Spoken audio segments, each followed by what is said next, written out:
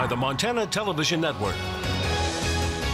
Montana This Morning continues on Montana's News Leader. I'm Stephen Portnoy in the Philippines, where President Trump wraps up his longest overseas trip yet. And closer to home, Butte police say it was a close call after a woman fired 2 shots inside the Acoma Lounge early Sunday morning. What exactly happened and how close this incident came to being a tragedy is coming up.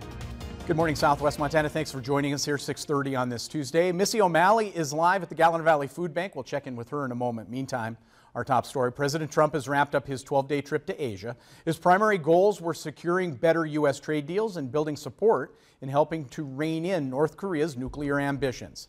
Here in the U.S., though, the tour may be remembered more for what happened during an unscheduled meeting with Russia's Vladimir Putin and a tweet the president aimed at North Korean leader Kim Jong-un.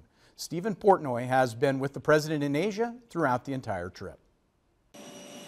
Air Force One has taken off from Manila, wrapping up the president's longest overseas trip yet. We obviously talked about North Korea, we talked about trade, we talked about lots of different things. His final stop in Asia, a summit on regional security.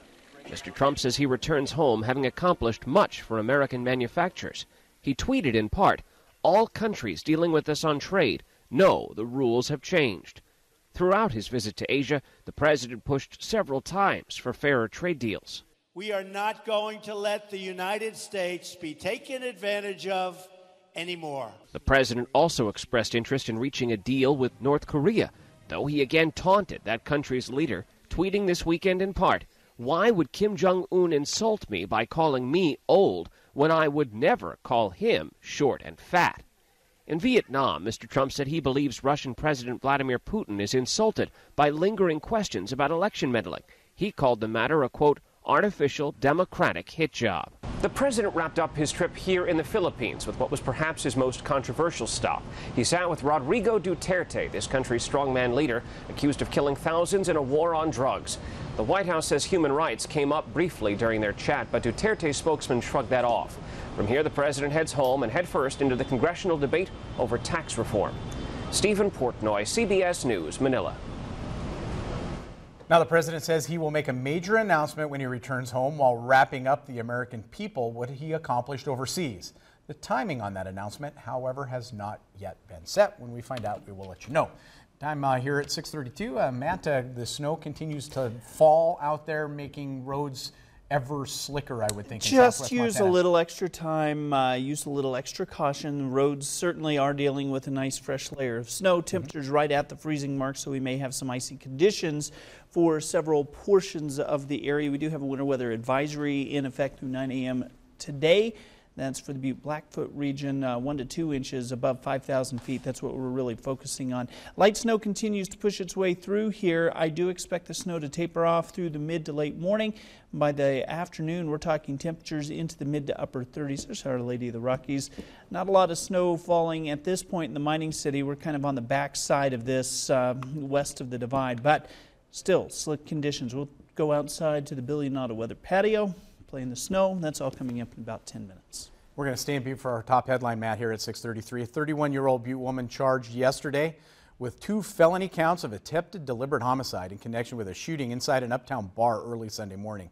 Court documents allege Sarah Baldwin fired a gun at a man who was a bouncer for the Acoma Lounge on East Broadway after being told to leave just before closing time, about 2 o'clock in the morning on Sunday. After she allegedly fired the shot, a woman who was also an employee wrestled Baldwin to the ground, where she allegedly fired a second shot in the bar.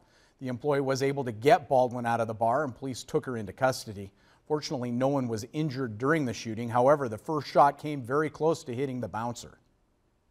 The bouncer was wearing 2 shirts. The round traveled through both shirts and then did not strike him at all. So we're very fortunate. That's about as close as you can get to actually being shot. Now we're told Baldwin was also charged with 2 felony counts of criminal endangerment and a misdemeanor count of carrying a concealed weapon under the influence in a prohibited place. Her bond set at $100,000. Gallatin Valley headlines: an issue over the weekend has caused Montana State University Dean of Students to suspend a fraternity. MSU police tell us the Sigma Alpha Epsilon, or SAE, has been suspended after an incident last weekend. Police say there have been several issues with the fraternity, and that decision made by the Dean of Students is about keeping everyone safe. Police say officers responded to the fraternity house and had to send one student to the hospital for acute alcohol poisoning. Another person at the party was arrested on an outstanding warrant. However, that person was not an MSU student. Now, if the fraternity is caught serving alcohol or any students are caught partying at the fraternity, they could face criminal charges as well as discipline from the university. MSU police will be monitoring the fraternity closely as well as preparing for CAGRIZ weekend. They plan to have 6 units working this weekend, as well as 11 additional law enforcement agencies from around the state assisting during the CAGRIZ game.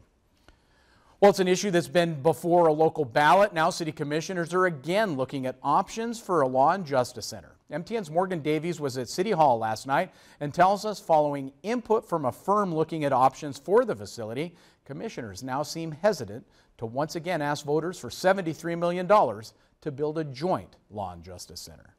All we have is compromises if it's not the $73 million.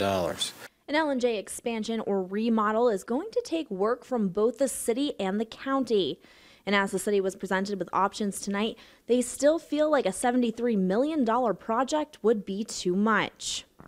We have to listen our voters, because we already, our voter citizens voted it down twice. Currently, the L&J is home to both county-run departments like the Sheriff's Office, as well as city-run programs like Municipal Court.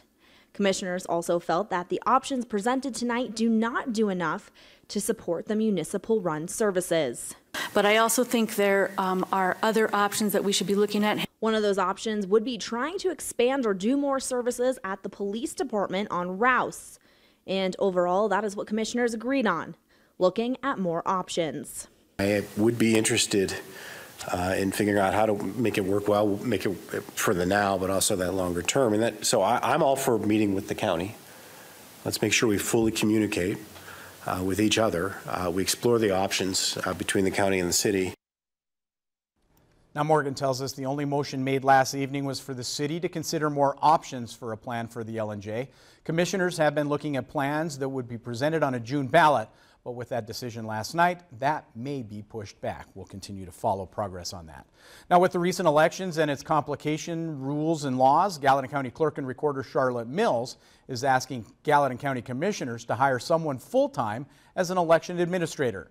She gave commissioners a 5-page draft on why they should hire an election administrator. That I'm asking to do this is that the elections have gotten so complicated, and there are so many elections that are held within Gallatin County that it really does take a full-time person all of their attention to make sure that everything is done correctly within the law. For now, the proposal is preliminary and is unknown what, if any, additional costs the county would face for that. We're going to take a quick break here on Montana This Morning. When we come back, we head to a farm near Power, Montana for this week's Montana Made segment to not only see what's growing, but to see what's baking. But first, we head to New York to see what's cooking at 7 on CBS This Morning.